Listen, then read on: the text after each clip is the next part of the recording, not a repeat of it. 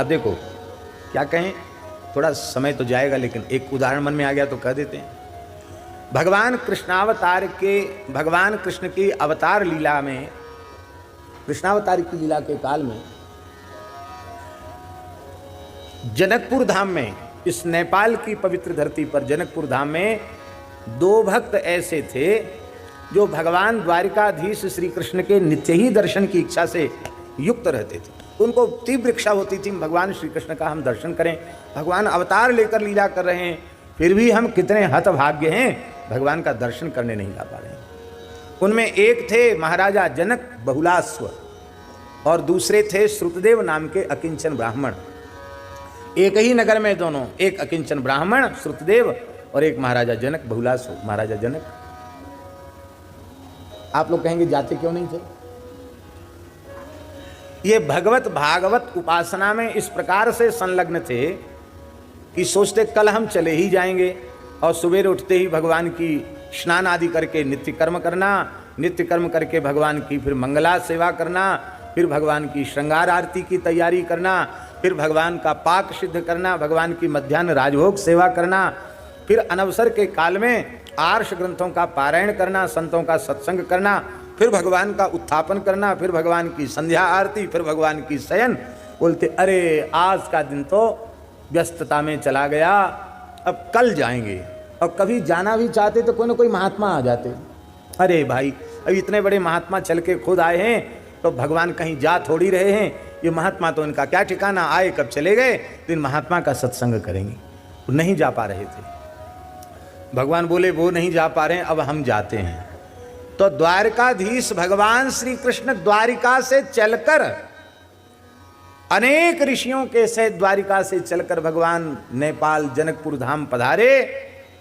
और जब जनकपुर की सीमा आई तो ठाकुर जी बोले भाई देखो हमारे 2 भक्त हैं, एक है राजा, एक है ब्राह्मण। हम ब्राह्मण के यहाँ चले जाएंगे तो जनक जी को बहुत पीड़ा होगी, ब्राह्मण से पीड़ा नहीं होगी, उनको ये होगा कि भगवान तो अकिंचनों से प्रेम करते हैं, भगवान ब्रह्मण्य देव हैं, हम तो क्षत्रिय हैं, हम राजा हैं, हमको रजोगुणी तमोगुणी मानकर भगवान ने हमारा त्याग कर दिया, तो एक भक्त को पीड़ा होगी। और कहीं हम राजा के यहाँ पहले चले गए तो ब्राह्मण सोचेगा अपने मन में भाई वे भी द्वारिकाधीश हैं और ये जनकपुराधीश हैं, जनकपुर नरेश हैं, वो द्वारिका के राजा हैं, ये जनकपुर के राजा हैं, वो भी क्षत्रिय हैं, ये भी क्षत्रिय हैं। राजा राजा के यहाँ चला गया, गरीब ब्राह्मण को कौन पूछे।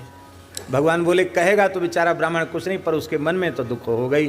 तो हम किसी भी भक्त को नाराज नहीं करना चाहते, हम तो दोनों को राजी रखना चाहते हैं। तो भगवान बोले देखो अब यहाँ से हम 2 स्वरूपों में एक साथ दोनों के यहाँ जाएंगे। तो जितने महात्मा थे उनसे कहा तुम भी 2-2 हो जाओ। उन महात्माओं में नारद जी भी थे, सुखदेव जी भी थे, व्यास जी भी थे, 2 नारद जी, 2 व्यास जी, 2 सुखदेव, परशुराम जी भी थे, 2 परशुराम जी। भगवान भी 2 हो गए, उनके रथ भी 2 हो गए, उनके घोड़े भी 2-2 डबल हो गए, और सारथी भी 2-2 हो गए। ये भगवान की विलक्षण लीला। और 1 दिन 2 दिन नहीं, जनकपुर धाम में भगवान द्वारकाधीश श्री कृष्ण 4 महीने तक विराजमान रहे। पूरा चातुर्मास से भगवान ने किया। कहने का आशय यह है कि जैसे भक्त भगवान के दर्शन के लिए व्याकुल होता है, ऐसे ही भगवान भी अपने प्राण प्यारे भक्तों के दर्शन के लिए व्याकुल होते हैं। भगवान अपने भक्तों का दर्शन करना चाहते हैं।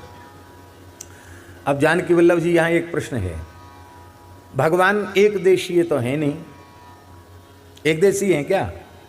भगवान तो सर्वदेशीय हैं। कहु सो कहाँ जहाँ प्रभु नाही, कौन सा ऐसा स्थल है जहाँ भगवान नहीं है। वैष्णव दर्शन के अनुसार यह चेतन जीव भी ब्रह्मात्मक है और यह अचेतन प्रकृति भी ब्रह्मात्मिका है।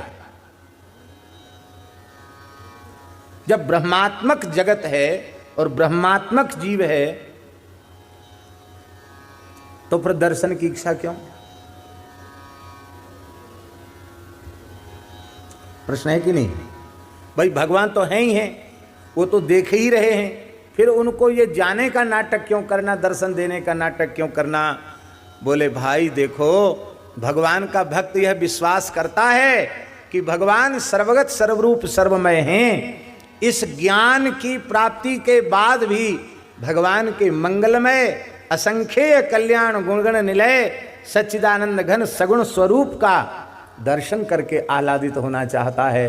तो भगवान भी अपने भक्त के आकार का दर्शन करके, उसके स्वरूप का दर्शन करके भगवान भी आनंदित होना चाहते हैं। इसलिए भगवान भक्तों के सामने अपने मंगलमय देह के सहित भगवान पधारते हैं। देखो भागवत जी में स्पष्ट लिखा है, भगवान के मंगलमय श्री विग्रह को अपने मंगलमय देह के सहित भगवान पधारते हैं।